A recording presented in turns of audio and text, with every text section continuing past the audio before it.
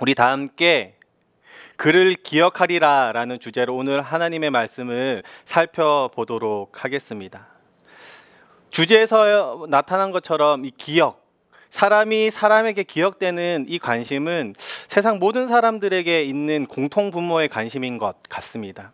특히나 우리나라의 속담과 같이 호랑이는 죽어서 가죽을 남기고 사람은 죽어서 이름을 남긴다는 이 말에서 표현하는 것처럼 사람이 계속해서 자기 이름을 남기고자 하는 이 욕망과 또 누구에게 기억되고자 하는 이 바람은 정말로 많은 사람들에게 공통적인 관심으로 나타납니다. 그래서 작게는 한 공동체를 대표하는 사람으로 기억되길 바랄 때도 있고요.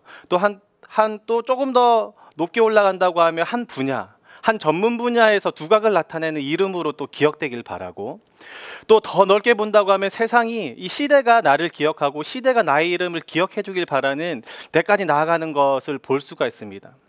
하지만 좀 작고 좀 좁게 또 우리가 평범한 우리 일상으로 좀 눈을 낮춘다고 하면 만나는 모든 사람들이 나를 어떻게 기억할 것인가, 내가 만난 사람마다 나를 어떻게 기억해 줄 건가는 이 그냥 사람의 관계 속에서 이러한 관심을 나타낼 때가 많죠. 그래서 이 주변에서 누가 이렇게 모여서 누군가 이야기를 하면 혹시 내 이야기가 들리면 이렇게 귀가 이렇게 커집니다. 점점 커져서 내 이야기를 어떻게 하고 있지? 나를 어떻게 바라보고 있지? 기억하고 있지? 이렇게 생각드는 것이 바로 우리의 마음이죠. 그런데 이러한 관심은 그저 세상에 있는 사람들, 교회 밖이라고 표현하는 비그리스도인들에게만 있는 관심이 아닙니다. 이 동일하게 그리스도인들도 이런 관심을 가지게 됩니다. 다만 차이가 있다고 하면 그 차이는 이 기억이 세상 사람들이 기억하고자 하는 이 기억이 아니라 하나님이 나를 더 분명하게 표현한다고 하면 다시 만날 그 예수님, 마지막 때에 만나실 그 예수님이 나를 어떻게 기억해 줄까 하는 이 관심에서 비롯된 아마 기억을 원할 때가 많게 되죠. 이렇게 사람이 사람에게 기억되고 또 특별히 그리스도인들이 하나님께 기억되고자 하는 이 열망은 참으로 공통적인 분모입니다. 이런 관점으로 지금의 본문을 본다고 하면 이 오늘 본문에 나타난 여인은 정말로 영광스럽게 기억되고 있는 한 사람으로 비춰지고 있습니다. 우리 다 함께 13절 한번 읽도록 하겠습니다. 내가 진실로 너에게 이르노니 온 천하에 어디서든지 이 복음이 전파되는 곳에서는 이 여자가 행한 일도 말하여 그를 기억하리라 하시니라. 정말로 이 여자는요, 예수님께만 기억되는 것뿐만 아니라 세상에서도 기억나고 또 시대를 2000년이 지난 지금에서도 기억할 만큼 정말로 제대로 기억되고 있는 사람처럼 보입니다. 이 여인이 어떤 행동으로 기억되었는지 우리가 조금 더 면밀히 바라본다고 하면 진짜 그리스도인으로서 예수님께 어떻게 기억될 수 있을지 알 수 있을 것 같아요. 우리 함께 본문을 좀 더 깊게 바라보면서 이 그리스도인으로서 하나님께 어떻게, 예수님께 어떻게 기억될 건지 한번 살펴보도록 하겠습니다. 오늘의 본문은 이 베단이라는 한 작은 마을에서 시작합니다. 예루살렘에서 약 3km 정도 떨어져 있는 작은 마을인데요. 이 평행 본문들 마가복음이나 혹은 또 요한복음까지를 좀 확정해서 본다고 하면 이 자리는 잔치의 자리였음을 좀 알 수가 있어요. 요한복음 12장에 특별히 잔치라고 표현을 하고 있는데 무엇인가 기쁜 일이 있어서 예수님을 이 자리로 초대한 것이 바로 이 나병 환자 시몬입니다. 그런데 이 나병 환자 시몬이라고 표현한다는 이 구절을 좀 보면 이 시몬은 지금 나병이 걸려 있는 것 같진 않아요. 당시에 유대인의 그 율법 관으로 좀 볼 때에는 나병이 걸린 사람들은 철저히 멀리 배격하고 떨어져 있어야 될 존재입니다. 이런 집에 누군가 찾아가서 잔치에 참여한다는 것은 이 시몬이 지금 나병이 철저히 좀 나았다고 볼 수가 있을 것 같아요. 그렇게 본다고 하면 이 집의 잔치는 이 나병이 나은 것에 대한 기쁨의 잔치일 수도 있고요. 혹은 이미 나병이 나은 시몬이 이 비슷한 일들을 겪는 많은 사람들을 좀 초대해서 잔치를 베풀고자 하고 그 잔치의 주인공으로 지금 예수님을 초대하는 것입니다. 이런 자리, 너무나 익숙한 자리고 너무 평범한 자리라고 지금 6절이 이야기하고 있지만 7절에서부터 우리는 조금씩 의아해하기 시작합니다. 저도 이 4주간 이 본문을 묵상하면서 진짜 이 여인의 행동이 진짜 기억될 행동인가? 뭐 이런 관점으로 보기 시작했어요. 그것이 벌써 7절에서부터 나타납니다. 이 여자가 이 기름을 부을 때의 시점입니다. 7절을 바라보면 분명 식사하시는 예수의 머리 위에 부었다고 표현하고 있어요. 식사가 마치고 쉬고 계시거나 혹은 예수님 식사하시기 전에 제가 기름을 붓겠습니다 해서 부은 장면이 아닙니다. 그냥 식사를 하시고 있는 도중에 난데없이 사람이 나타나가지고 머리에다가 테러하듯이 그냥 예수님 머리에 붓게 된 겁니다. 근데 이 부은 것이 그냥 일반적인 물이 아니에요. 차라리 물이었다면 빨리 닦고 그 잔치 자리가 훼손되지 않도록 빨리 마무리를 하고 다시 식사를 이어갈 수 있었겠지만, 이 부었다는 것은 다른 본문에서도 나타나는 것처럼 순전한 한 나드입니다. 이 나드라는 이 고급 향수, 그 우리나라 말로 하면 지금의 때로 보면 이제 향수입니다. 향수. 진짜로 그윽한 향기가 나서 당시의 사람들의 이 몸의 채취들을 좀 씻겨내는 이런 용도로 쓰였던 게 바로 이 향유인데요. 이 향유를 무려 한 방울도 아니라 한 근, 지금의 단위로 표현한다고 하면 1파운드, 약 450g입니다. 정말로 이 우유 한 깍 정도 되겠죠? 이 많은 양의 이 향유를 지금 예수님의 머리 위에 지금 붓고 있는 겁니다. 양도 많을 뿐더러 그 향이 너무나 짙어요. 한번 생각해 보세요. 우리가 몸에 뿌리고 있는 향수 대부분 한 100ml 정도 대용량으로 팔고 있는데요. 이거를 동시에 5개를 한번 깨트렸다고 한번 생각해 보십시오. 그 향이 너무 짙어서 식사조차가 될 수 없고 이 자리가 완전히 망가지고 분위기가 깨어지는 형태입니다. 이런 여인의 행동을 지금 기억한다니 너무 의아하지 않습니까? 또 하나 더 본다고 하면 이 여인에게 반응하고 있는 제자들을 오히려 책망하고 있는 예수님입니다. 이런 모습을 딱 여인이 나타냈을 때 이 제자들은 8절에서 이야기하는 것처럼 분개했다고 표현하고 있어요. 이 신약 성경에서 7번 쓰여진 단어는 진짜 화가 났을 때 쓰는 단어입니다. 야, 이 사람아! 뭐 이렇게 지금 이야기하는 거죠. 한번 상상해 보세요. 우리가 목사님이랑 식사하고 있는데 누군가 나타나서 우유 한 깍을 500ml짜리 한 깍을 머리에 부었다고 생각해 보세요. 여러분들 과연 웃으면서 이게 무슨 일이야? 왜 이런 일을 하셨어요? 이렇게 지금 반응하시겠어요? 우리 진짜 그렇게 반응하는 사람이 있습니다. 우리 교역자 중에서도 우리 예원주 원사님 저번에 한번 보니까 손이 다쳤는데도 깔깔깔거리고 웃더라고요. 이렇게 성령에 취해 있을 정도로 성령에 붙들려 있으면 가능한 일일지도 모르겠습니다. 그런데 이 상황에서 진짜 웃으면서 이야기할 수 있겠냐는 겁니다. 저같이 진짜 보안하게 이 몸에서부터 분노가 오르는 사람들, 이거 절제를 쉽게 하지 못하는 사람들은 바로 이렇게 손가락질이 나갈 것 같아요. 야, 이렇게 나오지 않겠습니까? 동일하게 지금 이 제자들도 동일한 반응을 보이고 있는 겁니다. 그뿐만 아니라 그 이유가 더 합당해 보입니다. 이 300데나리온이라 되는 이 값어치, 우리나라 지금 값어치로 하면 2천에서 3천만 원 정도 되는 1년치의 연봉인데요. 이걸 한 번에 쏟아부었다고 하니까 얼마나 아깝겠습니까? 그리고 또 주변에 보니까 가난한 사람들도 많고 그 사람들을 좀 뭔가 좀 베푸는 데 썼으면 좋았을 텐데 논리적으로 또 이성적으로 계산적으로도 너무 합당한 이야기를 지금 하고 있는 겁니다. 그런데도 불구하고 예수님은 아니야!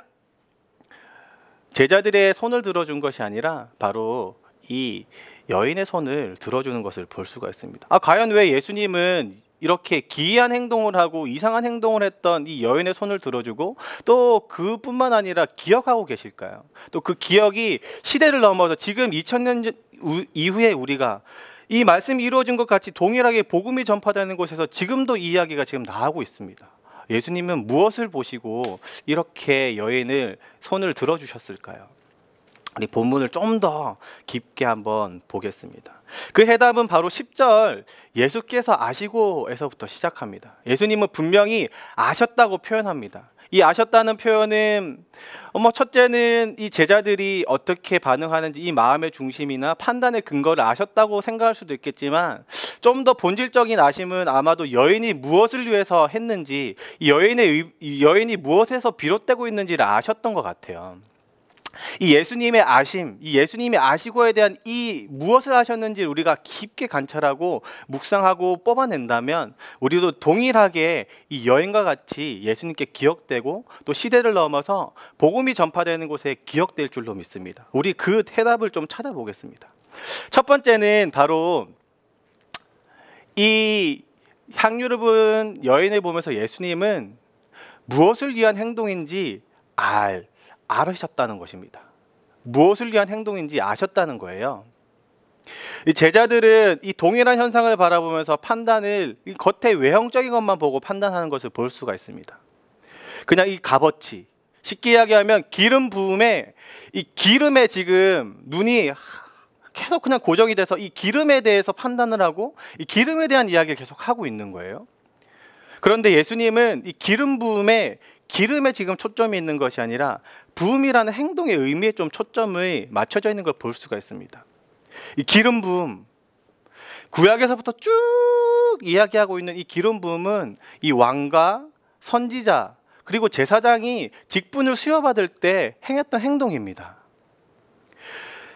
이 여인은 지금 예수님을 많은 사람들 앞에서 우리의 왕이라고 지금 표현하고 있는 것입니다. 과연 이 여인은 무엇 때문에 이 기이한 행동, 이 기름을 붓는 행동까지 표현하면서 예수님을 왕이라고 이야기하고 있을까요?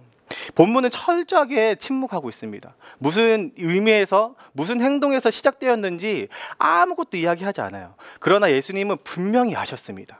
그리고 우리도 동일하게 알 수 있습니다. 그것은 이 평행 본문인 요한복음 12장으로 돌아가면 알 수 있어요. 이 여인은 요한복음 12장 3절에서 마리아라고 이야기합니다. 이 마리아는 우리가 익히 알고 있는 막달라 마리아거나 혹은 예수님의 어머니 마리아가 아닙니다. 본문이 말하고 있는 것은 바로 나사로의 동생 마리아라고 이야기합니다. 우리가 많이 알고 있는 마르다의 자매의 마리아, 또 동시에 나사로의 동생의 마리아. 이 마리아가 요한복음 11장, 쉽게 이야기하면 12장에서 기름 붓는 사건이 일어나는데요. 이 기름 붓기 전에 이 마리아가 어떤 행동을 바라보게 되고 예수님의 어떤 사역을 맛보게 되는데요. 그 은혜를 맛보았을 때 한 행동이거든요. 그러니까 요한복음 11장을 보면 이 외에 여인이 기름을 붓게 되었는지 어떤 마음에서 지금 기름을 부었는지 알 수 있어요. 요한복음 11장을 좀 보면요.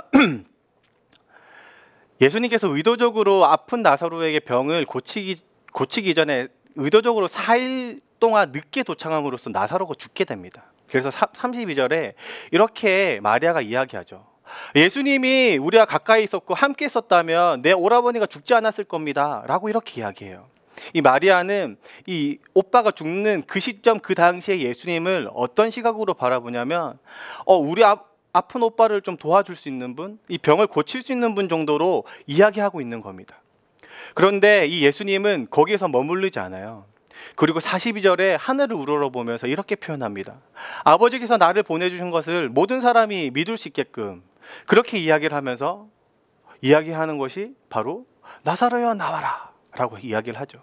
그리고 나사로는 배에 동인 채로 이렇게 미라처럼 이렇게 나오는 모습을 볼 수 있습니다. 마리아에게는 너무나 충격적인 이야기예요. 왜냐하면 4일이 지나서 부패하고 있었다고 지금 본문에서도 이야기하고 있고 요한복음 11장에서 나타나는 것처럼 진짜 썩어서 죽어서 아예 이제 살아날 희망이 보이지 않는 이 오빠가 지금 살아난 겁니다. 이것을 지금 자기의 눈으로 목도하고 있는 거예요. 눈으로 바라볼 때 이 마리아의 마음은 어떤 마음이 지금 생기겠습니까? 예수님은 그저 병을 고칠 수 있는 정도의 사람이 아니구나. 진짜 하나님이 보내신 사람이고 생명을 주관하시는 분이구나. 이런 내용들이 종합되면서 딱 하나로 맞아지는 것이 바로 메시아입니다. 기름 부음. 구약에서 이야기하는 것처럼 이 기름 부은 자를 계속해서 구약은 기다리고 있어요. 그리고 이 신약의 초반부인 이 예수님 사역 시대 이 당시에도 사람들은 예수님을 보면서도 예수님을 메시아라고 끝까지 인정하지 못하고 오실 메시아를 계속해서 기다리고 있습니다. 이 메시아라는 뜻이 바로 기름 부은 받은 자입니다. 이런 메시아를 막 기다리고 있는 이 상황 가운데에서 이 마리아는 내 눈앞에서 생명을 주관하시는 그분을 딱 맞닥뜨렸을 때 이분이 메시아구나 이렇게 지금 느낀 거예요. 그리고 나서 시각을 돌려서 시간이 지나서 한 잔치자리에 같이 참여를 했는데 그곳에 있는 모든 사람들조차 예전에 나와 같이 예수님을 바라보고 있는 겁니다. 그저 내 인생에 도움을 주시는 분, 내 병을 고쳐주시는 분 안에서만 그냥 한정돼서 그 한계를 뛰어넘지 못하고 있는 거예요. 이것을 바라보았을 때 마리아는 내 모든 것을 다 쏟아서 지금 예수님이 누구인지 이야기하고 있는 겁니다. 그것이 바로 이 기름 부음의 표현이죠. 저는 이 마리아가 향유를 붓는 이 사건을 볼 때마다 구약의 한 사건이 계속 떠오릅니다. 이것이 바로 다윗의 머리에 사무엘의 기름을 부었던 그 장면이 떠오르죠. 또 하나 이렇게 메시아 기름 부음 받은 자에 대한 이 장면이 떠오르는 동시에 또 하나 떠오르는 게 있어요. 신약의 하나의 장면입니다. 바로 베드로가 예수님 앞에서 자기의 신앙을 고백할 때입니다. 너는 나를 누구냐고 생각하느냐라고 할 때 이 베드로는 주는 그리스도시요 살아계신 하나님의 아들입니다라고 이야기합니다. 이 그리스도라는 말 자체가 바로 기름 부음 받은 자입니다. 베드로는 지금 입술의 고백으로 우리가 평생 동안 기다려왔던 이 메시아가 바로 당신입니다 고백하는 것, 동일하게 이 여인도 자기 모든 소유를 쏟아서 많은 사람들 앞에서 이분이 바로 그리스도야, 이분이 바로 메시아야, 이분이 바로 우리가 평생을 기다렸던 바로 왕이야 라고 지금 표현하고 있는 겁니다. 이 마리아의 마음이 지금 느껴지시나요? 그러함으로 많은 사람들이 그냥 예수님은 나를 도와주시는 분, 이 선상에서 머무르지 않고 한 단계 더 뛰어넘을 수 있도록 지금 표현하고 있는 겁니다. 예수님이 이걸 아셨기에 이 모습을 너무나 귀하게 생각하신 것이죠.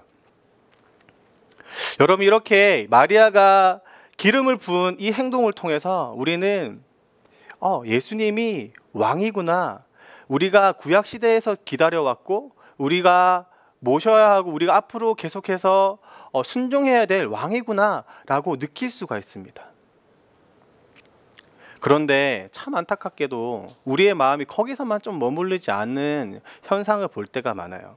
이렇게 마리아처럼 예수님은 진짜 살아계신 하나님의 아들이고 우리가 기다렸던 메시아고, 이 하나님의 관점에, 하나님 나라의 관점으로 우리가 잃어버린 이 나라의 왕이고, 또 우리가 완성될 나라에 들어갈 텐데 이 나라의 왕이라고 하는 이 하나님 나라의 관점으로 예수님을 보지 못하고 그저 내 인생에 도움되는 분 정도로 이야기할 때가 너무나도 많습니다. 그런 현상이 저도 동일하게 있었어요. 복음을 전할 때인데요, 제가 청년 때 매주 토요일 한 2시간, 3시간 정도를 이 죽전에 있는 단국대학교 가서 캠퍼스에서 아이들에게 복음을 전할 때가 많았습니다. 근데 복음을 전하고 돌아오면 너무나 마음이 조금 내가 제대로 전했나? 이런 생각이 좀 너무나 많을 때가 많아요. 그것이 바로 지금 이 셔츠가 저를 이야기합니다. 제가 대학교 때는 이 배고 사이즈의 셔츠가 있는 게 저에겐 참 로망이었어요. 왜냐하면 이 근육질 몸매가 돼야 진짜 큰 셔츠를 입을 수 있잖아요. 저는 그때 당시에 몸매가 95 사이즈였습니다. 이 2계단을 뛰어넘는다는 건 정말로 엄청난 노력이었고 정말로 많은 노력이 필요한 거였는데, 지금 제가 105 사이즈를 입고 있어요. 제가 이 살이 너무나 쪄가지고요. 이 뱃살이. 이게 무엇을 이야기하냐면, 하나님을 만나고 그리스도가 내 구주라고 느껴지고 또 하나님 일상 가운데 주시는 은혜 때문에 제가 점점점 풍요로워지고 있습니다. 그 마음이 더 풍요로워져서 이 살이 쪘을 수도 있을 것 같아요.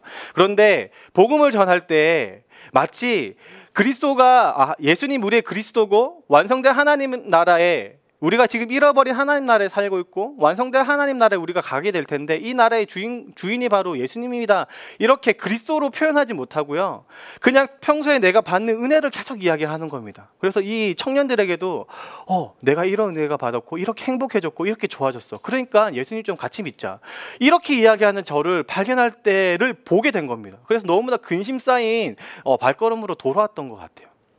동일하게 우리가 그렇게 예수님을 표현할 때가 너무나 많습니다. 진짜 왕이라는 메시지를 담아서 복음을 전달하는 것이 아니라 그냥 삶 가운데 우리가 삶 가운데 누릴 수 있는 복을 주시는 분 정도로 더욱더 낮춰서 예수님을 전할 때가 너무나 많은 거예요. 그럴 때마다 우리는 오늘의 이 마리아처럼 우리가 어떤 수단과 방법을 써서라도 그리스도가 왕이라는 것을, 우리가 기다려왔고 앞으로 오실 분이라는 것을 진짜로 표현해야 될 줄로 믿습니다. 그리고 그 표현을 하나님께서 기억하시고 다시 만날 예수님이 기억해 주실 줄로 믿습니다. 우리가 이렇게 예수님께 기억될 수 있는 또 두 번째, 특히나 예수님이 아셨던 이 두 번째는요, 주님을 향한 행동이었기 때문에 기억했습니다. 이 말은 뭐냐면요, 우리 본문이 그렇게 이야기하고 있어요. 우리 10절을 다 같이 한번 읽어보겠습니다. 예수께서 하시고 그들에게 이르시되 너희가 어찌하여 이 여자를 괴롭게 하느냐, 그가 내게 좋은 일을 하였느니라. 예수님께 좋은 일을 했다는 거예요. 기름 부었다는 것이. 근데 이것이 단순히 그냥 값비싼 것을 깨어서 주었기 때문에 좋은 일이 아닙니다. 이 이유는, 첫 번째 이유는 바로 그리스도를 제대로 나타냈기 때문입니다. 이 이유는 제가 지금 첫 번째 대지로 지금 이야기를 드렸어요. 예수님이 진짜 누구신지 온전하게 드러냈기 때문에 좋은 일을 했다고 표현했고, 두 번째는 이제 예수님이 이루실 사역을 나타냈기 때문에 좋았다고 지금 표현하고 있습니다. 우리 다 함께 한번 12절을 볼까요? 12절을 보면 내 장래를 위하여 함이라고 이렇게 표현합니다. 쉽게 이야기하면요, 예수님은 나를 그리스도라고 표현한 것도 좋다고 표현하지만 이제 내가 이 그리스도가 되기 위해서 이루어가야 될 사역들이 좀 많이 있는데 그 사역들을 나타내는 행동이기 때문에, 그리고 그것을 믿는 고백이기 때문에 너무나 좋은 일을 하였다고 지금 이야기하고 있는 겁니다. 그러니까 이 예수님은 이 마리아의 모습을 보면서 그 마음에 있는 중심을 보고 그 마음의 믿음을 보신 거예요. 많은 사람들은 그리스도의 죽음을 부정했습니다. 이미 마태복음 26장 전까지 예수님은 무려 4번이나 죽을 것에 대한 이야기를 계속해서 예고를 했어요. 사람들 아무도 믿지 않았습니다. 자기들이 생각했던 메시아는 죽어야 될 존재가 아니었기 때문입니다. 특히나 이 베드로는 죽으면 안 된다고까지 이야기해서 예수님께 혼쭐이 났습니다. 그럴 정도로 제자들조차도 예수님의 죽음을 인정하지 않으려는 태도를 보였어요. 그런데도 불구하고 마리아는 예수님의 죽음을 완전히 인정합니다. 그 이유는 딱 한 가지예요. 예수님이 그리스도가 되시는 것, 예수님이 우리의 왕이 되시는 것은 진짜로 죽는 것밖에 없기 때문입니다. 우리가 어떻게 하여 잃어버린 하나님 나라로 다시 돌아가고 하나님과의 깨진 관계로 회복할 수 있습니까? 우리가 철저하게 우리의 힘으로, 우리의 능력으로 할 수 없는 분야입니다. 이것은 하늘에서부터 하나님의 본체이신 예수님이 이 땅 가운데 내려오시고 우리를 대신하여 인간의 모습으로, 인간이 이룰 수 없는 그 모든 것들을 순종하시고 우리를 대신하셔서 죄 없는 자가 죄를 있는 것처럼 죽으실 때, 그리고 그것이 우리에게 적용될 때 가능한 일입니다. 이것은 지금 마리아가 동일하게 보고 완전하게 그 중심을 보고 예수님의 사역의 필요성을 지금 이야기하고 있는 것이에요. 예수님이 이것을 바라보신 겁니다.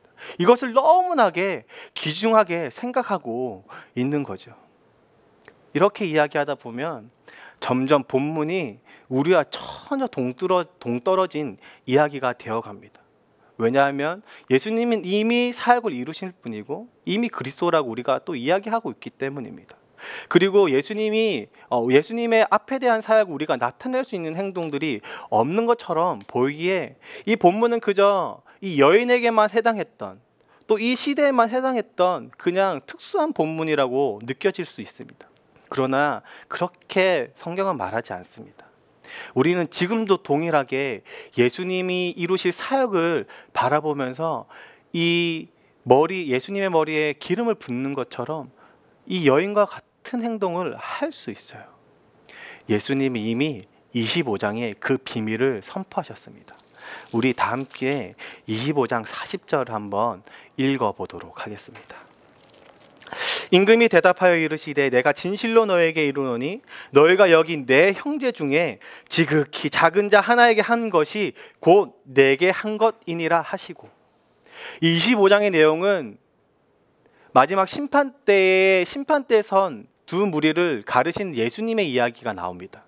그래서 한쪽을 갈라서 염소라고 표현을 하고 한쪽을 갈라서 양이라고 표현하면서 이 양무리들이 구원을 받을 거라고, 복될 거라고 이야기를 하고, 그리고 나서 이거 구원받은 이유를 설명하는 것이 바로 지금 40절입니다. 지극히 작은 자에게 한 것이 내게 한 것이다. 지극히 작은 자에게 한 것이 내게 한 것이다. 우리는요, 이제 예수님은 벌써 죽으시고 부활하시고 승천하셔서 보좌 우편에 앉아 계시는 사역을 마치셨어요. 이제 딱 하나 남은 사역이 있다면 다시 이 땅에 내려오는 사역입니다. 다시 재림하는 이 사역 하나만 딱 남겨두고 있는데요, 이 사역을 위해서 우리가 바라보고 행동할 수 있는 것은 딱 하나예요. 이분에게, 우리 눈에 보이지 않는 이 예수님에게 할 수 있는 딱 한 가지는 이 본문에서 이야기하는 것처럼 지극히 작은 자에게 하는 것입니다. 내 형제라고 표현하는 교회 안에 지극히 작은 자들을 보살피고 도와주고 하는 것이 그리스도의 사역을 나타낼 뿐더러 그리스도가 주라고 표현하는 겁니다. 왜냐하면 이것은 세상 사람들이 흉내낼 수 없는 행동이기 때문입니다. 이 비슷한 일들이 저에게도 있었어요. 신대원 합격하고 이 12월 달쯤 한참 추워지고 이 겨울비가 내리던 한 날이었는데요. 제가 그날 이 그 쇼핑몰에 매장에서 신발을 팔 때였는데 제 눈앞에 너무나 익숙한 친구가 딱 지나가는 겁니다. 청년이었어요. 그때 당시 교회의 청년. 근데 이 청년이 그냥 일반 사람과 같이 정신 지체가 있는 장애인이었습니다. 근데 이 친구가 저를 너무나 좋아해 줬었어요. 그래서 평소에도 막 저한테 전화도 해주고 막 했던 친구인데 저도 오랜만에 만나가지고 친구야 잘 지냈니? 뭐 이렇게 이야기를 하면서 어디 가는 거야? 라고 했더니 위에 뭐 6층에 엄마가 식당을 하신다는 겁니다. 그래서 거기 제 엄마가 밥 먹으러 오라고 했다고 해서 올라간다고. 그래서 인사하고 마쳤어요. 그리고 또 이제 밖을 보니까 비가 이제 주적주적 내리는 겁니다. 그리고 나서 이 친구를 한번 돌아보니까 올 때도 비를 좀 맞고 온 것 같아요. 손에 우산이 없는 것이 좀 보였죠. 그 좀 걱정을 하고 있었어요. 이 친구가 돌아갈 때 비를 맞으려나. 그리고 나서 시간이 한참 뒤에 지나서 이 친구가 내려왔는데 엄마랑 같이 내려오는 겁니다. 그리고 엄마를 저에게 소개시켜주고 인사를 하고 이제 가려고 하는데 동일하게 두 손에 우산이 없었어요. 그거 제가 다급하게 제 엄마, 그 친구의 엄마가 아니라요, 제 엄마 뒤에 있는 제 엄마를 불러서 엄마 좀 우산 좀 주세요 해서 우산을 딱 받아서 그 친구에게 줬어요. 그래서 이거 쓰고 가. 그리고 이 어머님도 너무나 고맙다고 이야기하면서 쓰고 가는데 저는 기쁜 마음으로 탁 돌아섰더니 제 엄마가 저를 좀 근심 어린 표정으로 보는 겁니다. 그리고 이렇게 이야기해요. 야, 우리는 뭘 쓰고 가니? 저는 이미 근데 알고 있었어요. 우리에게 우산이 하나밖에 없었다는 거 알고 있었지만 이 친구가 좀 쓰길 바랬어요. 평소에 너무나 부족했고 또 이 지극히 작은 자가 정말로 행복하면서 걸어가길 바랬던 거예요. 그런데 우리 엄마는 좀 이 없어진 거에 대한 좀 상실감을 좀 느끼셨죠. 그런데 제가 이제 설명을 했어요. 우리가 정말로 기뻐할 일이 무엇인지 좀 생각했으면 좋겠다. 이런 일들을 하나님이 기뻐하시지 않을까. 아무튼 돌아가는 발걸음에 진짜 그 추운 겨울에 이 패딩 입고 비를 안 맞으려고 진짜 이 비 오는 날에 모든 젖은 개처럼 막 이렇게 강아지처럼 막 걸어가는데요. 너무나 행복했어요. 그러면서 다시 저희 어머니 표정을 딱 봤는데 너무나 행복해하고 계신 겁니다. 이것이 바로 우리가 회복해야 될 삶이자 이 삶 자체가 바로 주를 그리스도라고 고백할 뿐더러 지금 우리 눈앞에 보이지 않는 이 예수님께 할 수 있는 행동입니다. 이 행동들을 분명히 기억하시고 마지막 때에 우리를 보시면서 지극히 작은 종아 네가 충성되었구나 라고 표현하시지 않겠습니까? 우리가 이 회복될 모습이 바로 이 행동일 줄로 믿습니다. 이것이 꼭 세상 사람들이 이뤄갈 수 없는, 그러므로 많은 사람들이 아마 우리의 이 모습들을 바라보면서 그리스도를 바라보게 될 거예요. 그리고 세상의 영예와 세상의 안위를 위해, 세상을 복을 위해서 노력하는 모습이 아니라 지금 당장 맛보지 못했지만 우리가 다시 오신 그 예수님을 바라보면서 완성된 하나님 나라에서의 맛볼 그 복을 위해서 전진하고 걸어가는 그 모습을 바라보면서 그들도 동일하게 남은 예수님의 사역을 바라보게 될 것입니다. 우린 이것을 위해 노력하고 살아갈 때 분명히 예수님이 우리를 기억하시고 복음이 전파되는 모든 곳에서 우리의 이 행동들이 기억됨으로 전달될 줄로 믿습니다. 우리 끝으로 하나의 찬양을 좀 한번 같이 바라봤으면 좋겠는데요. 제가 이 말씀을 준비하는 마지막 태고 작업쯤에 이 수원에서 한 노년의 전도사님이 저는 이렇게 살지 못해서 너무나 마음이 아파요라고 하면서 보내주셨던 찬양이에요. 이 찬양의 제목은요, 행복이라는 찬양입니다. 찬양의 글귀가 이렇게 됩니다. 화려하지 않아도 정결하게 사는 삶, 가진 것이 적어도 감사하며 사는 삶, 내게 주신 작은 힘 나누어 주며 사는 삶, 이것이 나의 삶의 행복이라오. 이것이 행복이라오. 세상은 알 수 없는 하나님의 선물. 이것이 행복이라오. 하나님의 자녀로 살아가는 것, 이것이 행복이라오. 우리는 이 행복을 회복해야 될 줄로 믿습니다. 그리고 이 코로나 시대에 특히나 새로운 박해 시대가 시작되었어요. 많은 사람들, 그냥 극히 일부분의 사람들이 이 기독교를 비판했다면 이제 5천만 모든 인구가 우리 기독교를 비판하는 시대를 이제 살아가게 됩니다. 우리 이 시대 가운데에서 그들에게 예수님은 살아계신 하나님이다라고 끝까지 주장할 때 논리적으로 이야기할 수 있겠습니까? 이들에게 정말로 이 땅 가운데 살아가는 것이 중요한 것이 아니라 다시 오실 하나님을 바라보면서, 그 예수님을 바라보면서 우리 완성된 하나님 나라의 복을 누려야 됩니다라고 이야기하는 것을 진짜 논리적으로 이야기할 수 있겠습니까? 이 땅을 하나님 나라로 완성시키기 위해서 했던 모든 무브먼트들, 그 운동들 때문에 우리가 이렇게 되었는데 어떻게 그들에게 논리적으로 이야기하면서 예수님을 전할 수 있겠습니까? 그 비결은 딱 하나밖에 없어요. 예수님이 나의 주님이라고 진짜 고백한 이 마음으로 예수님처럼 살아가고 진짜 지극히 작은 자를 위해서 헌신하라고 하는 그 진짜 본질적인 믿음에서 시작되는 그 행동들이 쌓여서 외부에 그 사람들에게 보여졌을 때 그들은 분명 우리 안에 그들이 가지고 있는 그 하나가 보일 겁니다. 그것이 바로 우리가 가진 예수 그리스도시요, 또 그들이 맛보지 못했던 이 행복, 이것이 바로 하나님 나라에서 완성된 그 하나님 나라에서 맛본 우리의 복이 되는 것입니다. 그들이 그렇게 맛보지 않겠습니까? 그들이 바로 이렇게 바라보지 않겠습니까? 그러기에 우리는 이 행복, 이 지극히 작은 자에게 하는 이 행복을 정말로 회복함으로 그리스도를 주라고 고백하고 또 남은 이 다시 오실 예수님을 나타내길 간절히 소망합니다. 우리 함께 기도했으면 좋겠어요.